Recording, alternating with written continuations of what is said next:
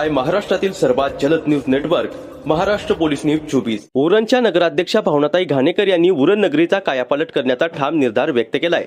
त्यांनी सांगितले की मागील काळात पूर्ण व्हायला हवी असलेली अनेक विकास कामे रखडली, कचरा, गटारे, पाणी टंचाई, रस्ते, वाहतूक कोंडी आणि अनधिकृत बांधकामांसारख्या समस्या आजही नागरिकांना भेडसावत आहेत।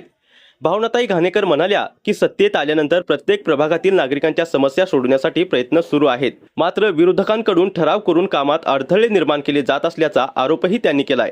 जनता दरबारात नागरिकांनी आपल्या समस्या मांडल्या असून अलीकडील मुसळधार पावसामुळे पाणी साचणे, घरे व गोठे पडणे तसेच अन्नधान्य आणि मालमत्तेचे नुकसान झालेल्या नागरिकांची प्रत्यक्ष पाहणी करून शक्य ती मदत करण्याचे आश्वासन दिल्याचे त्यांनी सांगितले।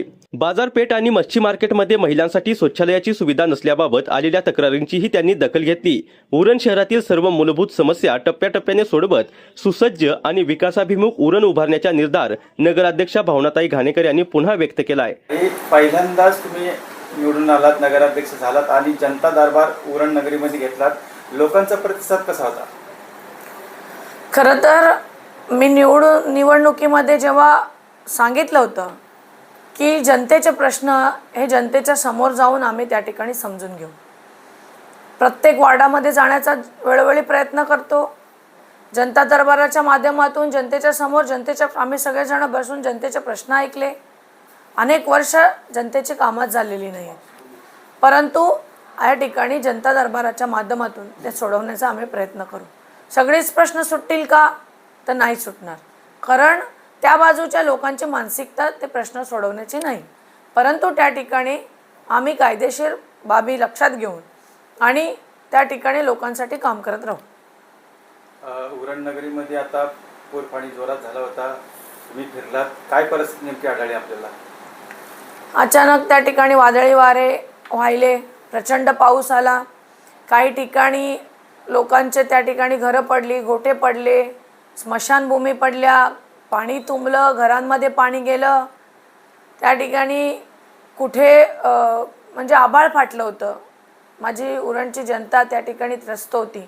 पूर्व विभागामध्ये आणि बाकीच्या भागामध्ये शहरामध्ये तालुक्यामध्ये सुद्धा पाणी साचलं होतं, त्याबद्दल तिथं मी पोहोचू शकलो नाही, पण शहराची जबाबदारी माझ्यावर असल्यामुळे ज्या ज्या ठिकाणी मला पोहोचता येईल त्या त्या ठिकाणी मी पोहोचलो।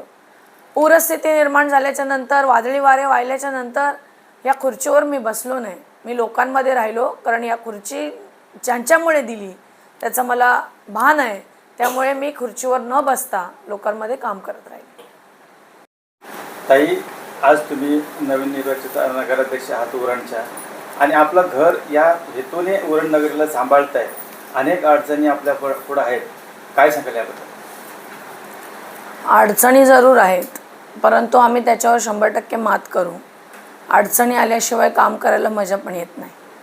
त्या ठिकाणी काही लोकांचं या ठिकाणी बस्तान होतं अनेक वर्ष, त्यांनी या ठिकाणी नगरपालिका लुटली। काही लोक तर या ठिकाणी आलेले कॉन्ट्रॅक्टरचे चेक घरी नेऊन ते त्यांना देत असत।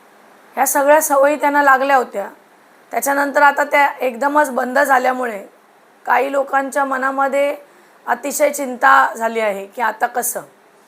त्यामुळे काही लोक ठरावाला विरोध करणं, आज 5 महिन्यामध्ये जे जे ठराव मांडले गेले त्या 5 महिन्यामधल्या सगळ्या 5ची जनरल सभेच्या मीटिंगला त्या ठिकाणी ठरावाला विरोध झाला। त्या ठरावामध्ये कोणते विषय होते? तर त्या ठरावामध्ये लोकांच्या मूलभूत गरजा असतील, गटर, मीटर, वॉटर, जे लोकांचे अधिकार आहेत ते नाकारण्याचं सातत्याने काम केलं। आपण महिलांनी त्या ठिकाणी जनरल सभेमध्ये महिला नगरसेविका सुद्धा आहेत, परंतु त्या ठिकाणी वॉशरूमचे सुद्धा ठराव नाकारले गेले। त्याच ठिकाणच्या महिला नगरसेविका काय म्हणतात, उरणमध्ये किती वॉशरूम आहेत? तर 10 आहेत, मग त्या 10 वॉशरूममध्ये महिला का जात नाहीत? तर आज तुम्ही जाऊन बघा त्या वॉशरूमची परिस्थिती काय, तिथे पुरुषसुद्धा जाऊ शकत नाही, तिथे तुम्ही महिलांना जा म्हणताय, त्यांचा मी पहिल्यांदा धिक्कार करते। आणि अशा महिला मानसिकतेला सुद्धा बदलण्याची गरज आहे। पुरुष महिला वॉशरूम नाकारतात कारण ते महिलांचे प्रश्न समजून घेऊ शकत नसतील, पण महिलासुद्धा अशा पद्धतीने वागत असतील। आज उरणमध्ये स्पीड ब्रेकर नाही, स्पीड ब्रेकरमध्ये 2 महिलांचे कुंकू पुसले गेले, आज त्यांची मुलं अनाथ झाली, त्यांच्या ठरावाला सुद्धा महिलांनी नाकारलं। त्या महिलांच्या मानसिकतेचं काय करावं? जेव्हा आमच्या नगरसेवक अमित म्हात्रे विचारतात की त्या ठिकाणी तुम्ही ठरावाला नामंजुरी का देता, त्या ठिकाणचे त्यांच्या बाजूचे पराग म्हात्रे जे वकील आहेत, ते ज्येष्ठ आहेत, खरं तर त्यांच्याकडून या अपेक्षा नाहीत. ते म्हणतात संविधानाने आम्हाला अधिकार दिला आहे कारण आमच्या बाजूला 2 सदस्य जास्त आहेत. त्यावेळेस ते विसरतात की संविधानाने तुम्हाला अधिकार दिला आहे, पण त्याच संविधानामुळे तुम्ही सगळेजण निवडून आलात.